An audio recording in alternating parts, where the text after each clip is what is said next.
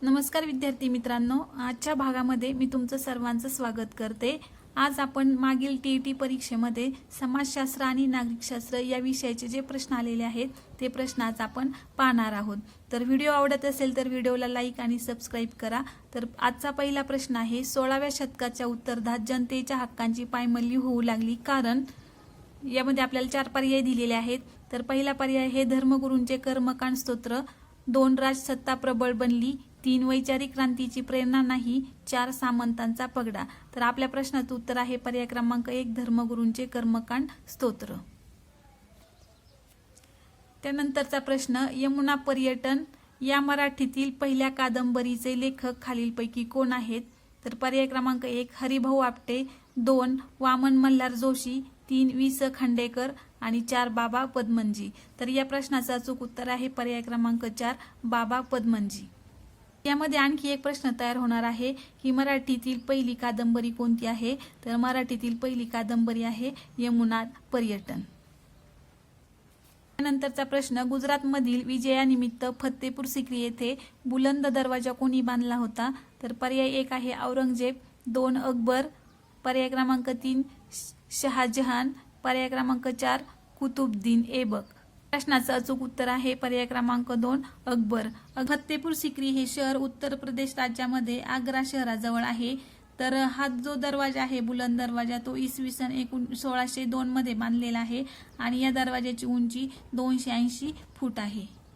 तरचा प्रश्न, खालील हे ऐतिहासिक शहर ओलान नदी काठी वसलेले आहे? तर पर्याय आहे व्हेनिस, 2 नेपल्स, 3 मिलान आणि 4 तुरीन। तर पर्याय क्रमांक 3 मिलान हे शहर ओलान नदीच्या काठी वसलेलं आहे। नंतरचा प्रश्न, 1954 साली पंचशील तत्वे कोणी मांडली होती?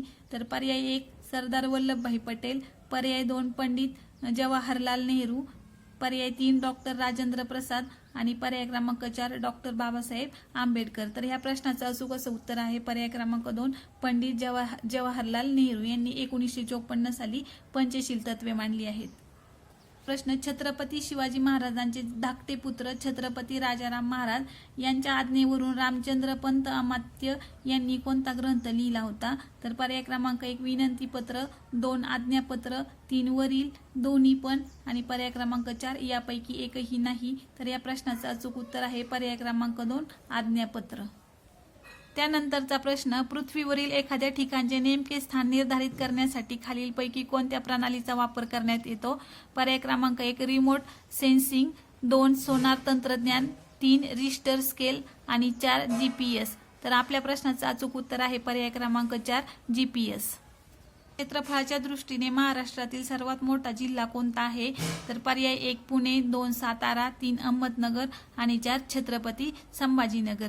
तर आता या प्रश्नाचं अचूक उत्तर आहे पर्याय क्रमांक 3 अहमदनगर। तर अहमदनगरचं दुसरं नाव आहे अहिल्यानगर आणि छत्रपती संभाजीनगर ह्याचं दुसरं नाव आहे औरंगाबाद। नंतरचा प्रश्न, मिरतकट खटल्यात खालीलपैकी कोणाला ब्रिटिश सरकारने अटक केली नव्हती? तर पर्याय 1 राजेंद्र लाहिरी, 2 नीलकंठ जोगळेकर, 3 श्रीपाद डांगे आणि 4 मुजफ्फर अहमद। तर या प्रश्नाचं अचूक उत्तर आहे पर्याय क्रमांक 1 राजेंद्र लाहिरी यांना मिरतकट खटल्यामध्ये अटक केली नव्हती।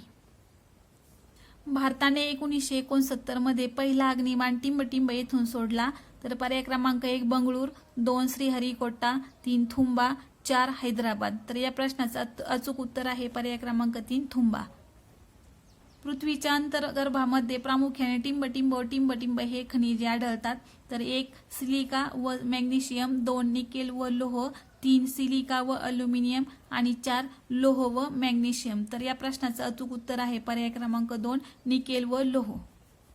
यानंतरचा प्रश्न, खालील पर्वतांपैकी गट पर्वत कोणता आहे? तर पर्याय क्रमांक 1 हिमालय पर्वत, 2 आल्प्स पर्वत, 3 युरोपातील ब्लॅक फॉरेस्ट पर्वत आणि 4 रॉकी पर्वत। तर या प्रश्नाचं अचूक उत्तर आहे पर्याय क्रमांक 3 युरोपातील ब्लॅक फॉरेस्ट पर्वत। नंतरचा प्रश्न आहे, भूकंपाची तीव्रता मोजण्याचे एकक रिश्टर, मिलीबार, मिलीमीटर आणि सेंटीमीटर। तर या प्रश्नाचं अचूक उत्तर आहे पर्याय क्रमांक 1 रिश्टर। टिंबटिंब हा रूपांतरित खडक आहे.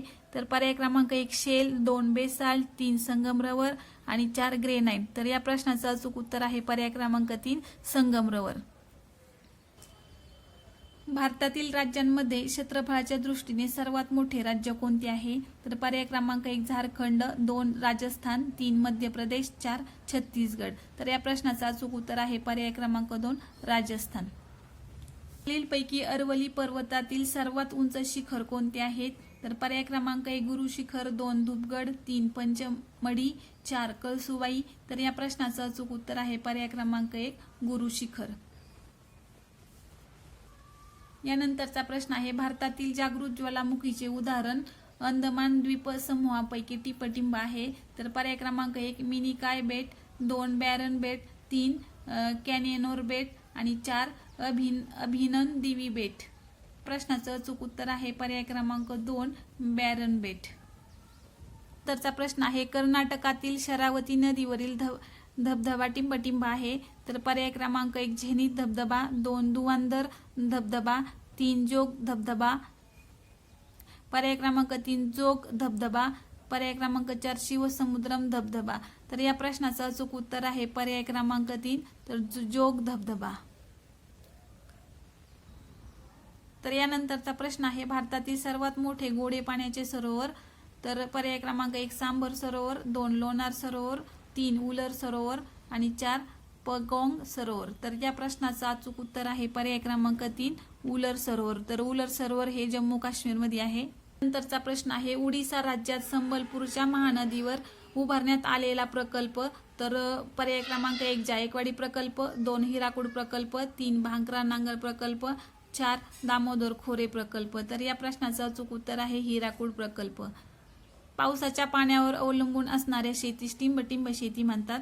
तर पावसाच्या पाण्यावर अवलंबून असणाऱ्या शेतीस कोरडवाहू शेती असे म्हणतात किंवा जिरायती शेती असं म्हणतात. यानंतरचा प्रश्न आहे भारतात कर्नाटक राज्याचा प्रथम क्रमांक टिंबटिंब उत्पादनात आहे. तर 1 दूध, 2 लोकर, 3 मस्त उत्पादन, 4 रेशीम. तर या प्रश्नाचं अचूक उत्तर आहे पर्याय क्रमांक 4 रेशीम. भारतात कर्नाटक राज्याचा प्रथम क्रमांक हा रेशीम उत्पन्नात लागतो. चा प्रश्न आहे भारतातील पहिला लोहपोलाद कारखाना टिंबटिंब राज्यात कुल्टी येथे सुरू झाला. तर पर्याय क्रमांक 1 पश्चिम बंगाल, 2 ओरिसा, पर्याय क्रमांक 3 मध्य प्रदेश आणि पर्याय क्रमांक 4 उत्तर प्रदेश. तर या प्रश्नाचं अचूक उत्तर आहे पर्याय क्रमांक 1 पश्चिम बंगाल. तर अशा प्रकारे आज आपण मागील टीईटी परीक्षेमध्ये समाजशास्त्र व नागरिकशास्त्र या विषयांचे जे प्रश्न आलेले होते ते प्रश्न आपण एकदम सोप्या पद्धतीने आज शिकलो आहोत. जर व्हिडिओ आवडला असेल तर व्हिडिओला लाईक आणि सबस्क्राईब करा. धन्यवाद.